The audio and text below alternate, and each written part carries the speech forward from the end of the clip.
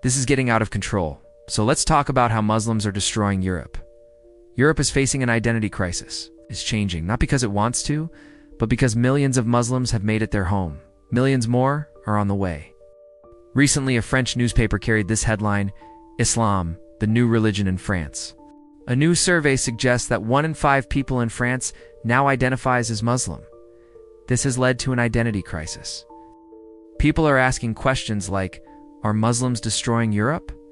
So tonight we will try and answer these questions. Hello and welcome to our channel. The last decade, Europe has seen a rising tide of Muslim migration. In 2010, 5.8 million Muslims lived in Europe. Their number has been growing since. Today, there are 6.5 million Muslims living in Europe.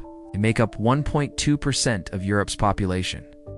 Now, where exactly did these Muslims come from? Mostly from the Middle East and North Africa. Many of them were refugees fleeing war and chaos. Others were simply looking for a better life. In Europe, with its open borders and generous welfare policies, seemed like the land of promise. For many, it still is. In recent years, though, Europe has become wary of this influx. Countries like Germany, Sweden, and France have started talking about cultural clashes. What do they mean by that? Well, let me tell you about a typical clash. It's 2 men arguing outside a train. One is a Muslim, the other a non-Muslim. The argument is over pork meat. The Muslim man says he doesn't want his food to be touched by pork. The other man says it's just food. It's not a big deal, but the Muslim man insists. Things get heated. Soon, the fight goes viral. Videos of such fights are often posted online. They get a lot of views. And if you think this is just a one-off incident, you'd be wrong. There have been several such incidents across Europe. Fights over pork, beef, and halal meat have become common. Now, these fights reflect a larger struggle. Europe is struggling to come to terms with Muslim immigration. The question is, why is that? Why is Europe struggling so much? After all, isn't this continent known for its tolerance and liberalism? Well, yes. Historically, Europe has been home to different cultures and religions. But that was then. This is now. We're talking about a post-nationalist, post-globalized world. Every country is worried about its identity, including Europe. And this is where the Muslim population is seen as a threat. They're accused of destroying European values, of not integrating, and of imposing their culture. Let me show you some headlines. Europe's population crisis is actually a demographic disaster. Another, millions of migrants and their descendants have flooded into Europe, overwhelmed its resources, broken down its social order, and triggered a historic crisis. These are not my words. These are the words of an American magazine. It recently ran a cover story on Europe's Muslim population. The magazine said that Europe's identity is indeed at stake. So the question is, what exactly is Europe afraid of? Of course, no one can ignore the impact of Muslim migration on Europe's demographics. The birth rate among Muslims is higher than among native Europeans. And this is set to change the continent's religious makeup. But Europe's fears go beyond demographics. It is also struggling with a loss of values. European countries are obsessed with their culture. They fear losing it to, quote-unquote, political correctness, multiculturalism, and Islamism. The fear is that Muslims are taking over their streets, their homes, and even their food. Countries like Germany, Denmark, Spain, Great Britain, and Sweden have faced challenges with Muslim immigration, particularly regarding public safety and societal perceptions. There has been a rise in incidents of violence, including rape, attributed to Muslim migrants, especially in Scandinavian countries. The effectiveness of immigration policies varies.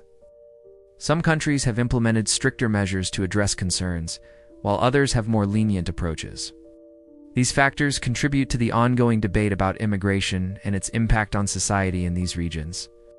Recently, a court in Belgium even stripped a woman of her citizenship. Why? Because she wore a burqa. So these are the tactics that Europe is deploying. But is it really winning the battle? Well, not really, you see. Europe cannot deny the contributions of Muslim immigrants. They're part of the European identity now. And we're not talking about their economic contributions. We're talking about their cultural contributions. Today, Europe has a vibrant Muslim community. They run businesses, they pay taxes, they vote, and most importantly, they enrich the continent's cultural landscape. Think about its cuisine, its art, its music. All of it has been influenced by Muslim culture. Having said that, we must point out that Europe's dilemma is real. As Muslim communities grow, so do their demands. Places of worship are just the beginning. Soon, they'll start asking for separate spaces. We've already seen this in schools.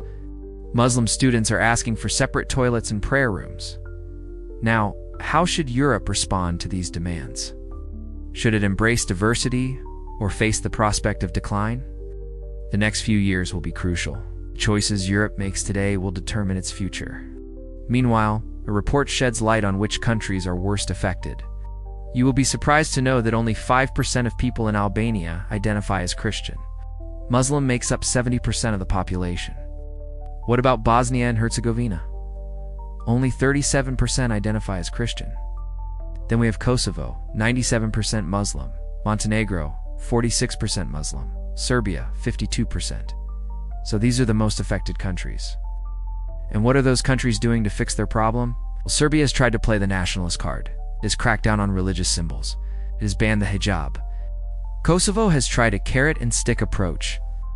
It offers financial incentives to those who abandon religious symbols. Bulgaria has tried to force conversions. Its parliament passed a law earlier this year. It allows for the forced baptism of Muslims. As usual, if you liked this video, don't forget to like and subscribe. Thank you very much for watching. And remember that we are only trying to talk about the problems that we face in our everyday life. Maybe thinking together we can come to a better solution.